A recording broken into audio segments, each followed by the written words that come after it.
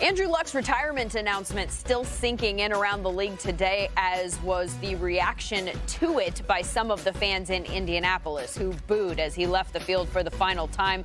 Aaron Rodgers among the people who did not take kindly to that, describing his reaction on the radio today with one pretty powerful word.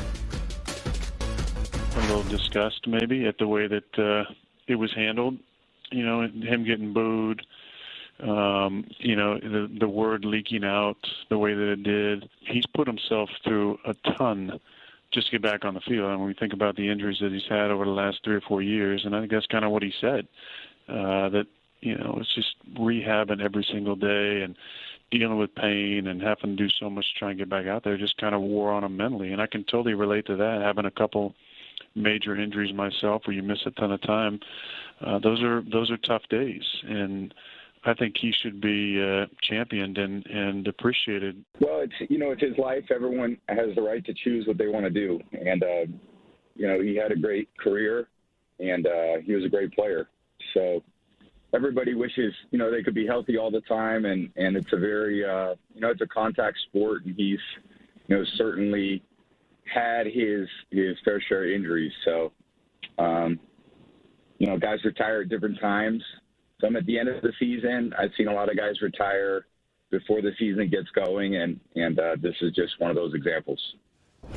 That's Tom Brady's voice there on the radio earlier today. This is J.J. Watt's tweet with some thoughts on the subject. Says he'll miss competing against a guy who always played the game extremely hard with an immense amount of respect. Richard Sherman, who played with Luck at Stanford, says he is an amazing teammate and an even better friend.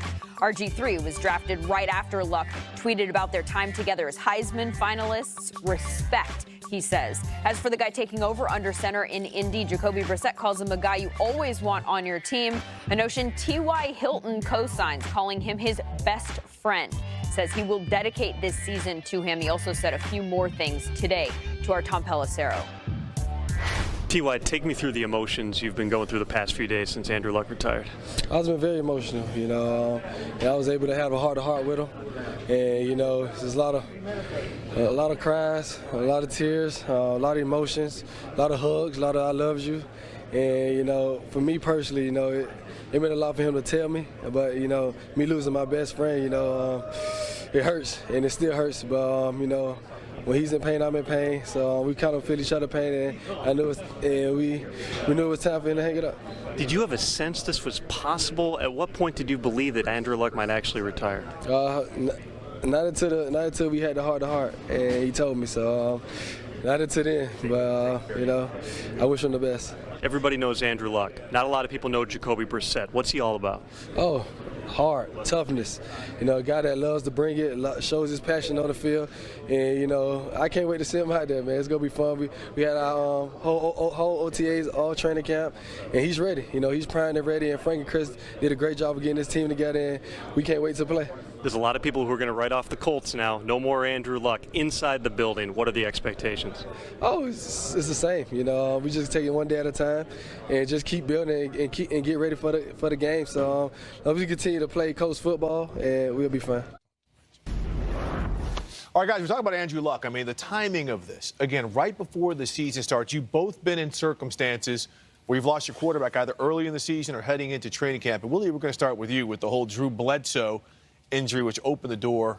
Sounds like we heard this one before. We've heard this one before. We've heard it. We know the story. But, to rally in that locker room, when you guys know, okay, we got something good going here. Now we lost our leader. How are we going to react to this? Well, I think, first of all, the coaches and the staff have to do a great job of getting in front of this and talking to the team so everybody's on the same page and they know they're not shocked and surprised. They're hearing it through social media or through other people. So I think that was done the right way in our locker room. The other thing that's totally different is Drew Bledsoe was still on the team, whereas Andrew Luck is walking out of the building, retiring. He won't be there. So outside of Jacoby Brissett, that's it. Andrew Luck's not on the side waiting to get healthy to come back and play. I think that's a big difference that that has to settle with his teammates and the guys and understanding that. But at the end of the day, it's not next man up because everybody's not the same. Yep. But you have to move on as a team. You have to band together. And whatever you have to do individually to make sure you're doing your part to make sure this team is going to still be at the same level, your job, I think you got to maintain that. Well, D-Hall, we went through it in 07 in Atlanta. I covered the team. You were on that team when Michael Vick got indicted on those dogfighting charges. Right before training camp started, Bobby Petrino came in as a head coach. Willie talked about how the head coach and everybody got out in front of it. Yeah. That didn't happen in Atlanta. And the team total opposite. Exactly. The team burned down to ash. Total opposite. And we paid the price for that as players in that locker room. You talk about just the constant distraction of where's Mike, or or him just leaving so abruptly. It's tough. And yeah, you talk about guys stepping up, and guys do need to step up. But you got to understand, Michael Vick was a special player. Andrew Luck is a special player. Yep. And so even though you'll have a guy step up who'll be able to come in there and run the offense, it won't be the same.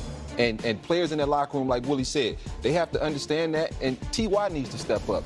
Every player in that locker room needs to step up and do just a little bit more, because you aren't afforded the luxury of having a guy like Andrew Luck there to kind of help steady the ship. And so it puts a lot of pressure on everybody else in that locker room, including Jacoby Brissett. And you guys both know it puts a lot of pressure on veteran players also to absorb everything that comes with it. All right, good stuff. Lindsay?